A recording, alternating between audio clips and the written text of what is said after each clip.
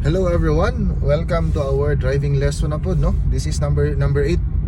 Yeah, this is in continuation lang sa The Secrets of the Millionaire Mind ni Harv Eker. Yesterday atong gisgutan was the money blueprint, no? Yeah, kani continuation gyapon ni siya sa money blueprint. Unya, specific lang ta sa iyang giingon nga you can grow, or sorry, your income can only grow to the extent you do, no? So your income can only grow to the extent you do. Buot pasabot, no? You have to grow first before nimo mapag-grow imong income. Okay, sometimes ang uban man gud magtuo sila na kana it comes naturally lang ang mo-grow ilang income. Pero actually it's dependent on your growth also as a person. Could be sa imong skills, no? If you add more skills, then probably you can convert your skills into another income. So naiuba, no? Actually specific ni siya nga part sa kaninga page sa book nga it's all about the thermostat. So thermostat mura siya og kanang sa thermometer, no? Nga magdepende ang ang thermometer reading kung unsa ta kainit. So the same way, ang imong income is dependent pod sa imong thermostat, no? So imong mind. So you have to condition your mind. Okay, sometimes kuan ra man ni siya, no, set aside ra man ni siya nga idea, but actually mag-start ang growth sa imong income by the time nga mo grow pod imong thinking. So example, no, right now if you're earning 20,000 or maybe 30,000, if dili ka mo decide na ganahan kag 50,000, then it will not come to you naturally. Sometimes unconsciously mo grow na siya into 50,000, pero actually ang nahitabuan na is ning grow imo skills. So you can grow unconsciously or consciously.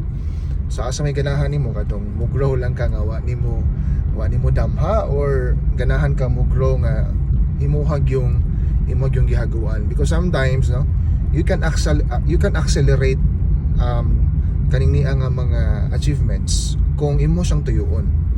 Kay kung magagad lang ka sa like the current, or go with the flow lang ka sa happening around, then base, no, may tabo is dugay pa imong growth mo abot.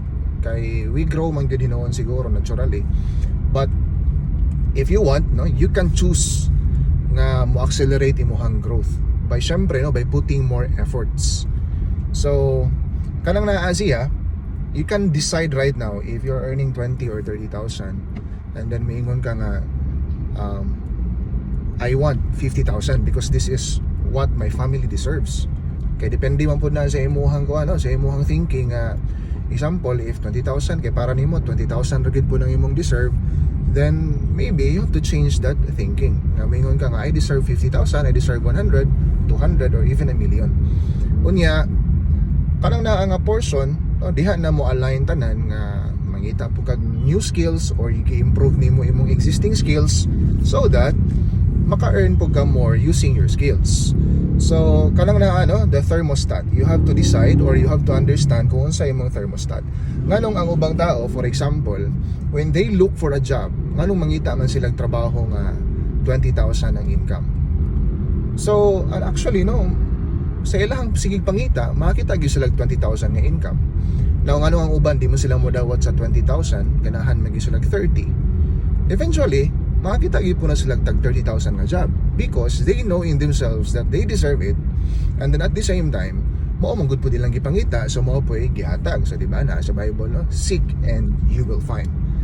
The same way ang uban nganong 100,000 man ang ilahang gipangita nga job, because they feel nga they deserve the 100,000, no, and they are skillful enough to be paid 100,000. The same way ikaw nara gid nato. That's why you can grow, no, you can let your mind grow, and then eventually mo grow na dayo na ang imuhang outside. So pagpasabot imong skills and everything, no, pwede na din na siyang mo grow, pero it start in the mind. Dihang dapita, I think mas maayo nga i-work on nimo if ever you need that, no, kanang kinahanglan pa nimong i-work imuhang mind. You have to make or convince yourself nga you are deserving to more blessings. Okay? Otherwise, it will not be given to you.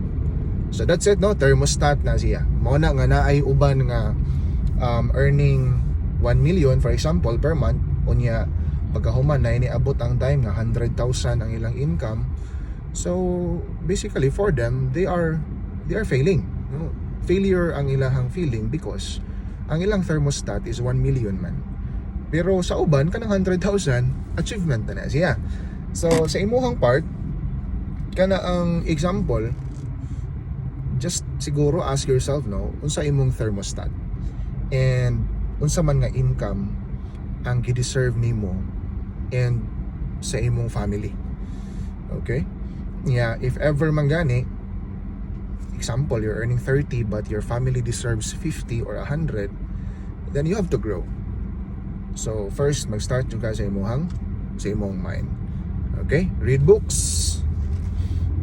Filter your Facebook kung unsa ra nga mga butang imuhang basahon, unsa ra nga mga istorya imong paminawon and everything. Okay, so that's it guys for this video. Tomorrow na pod mo istorya na pod ta in continuation.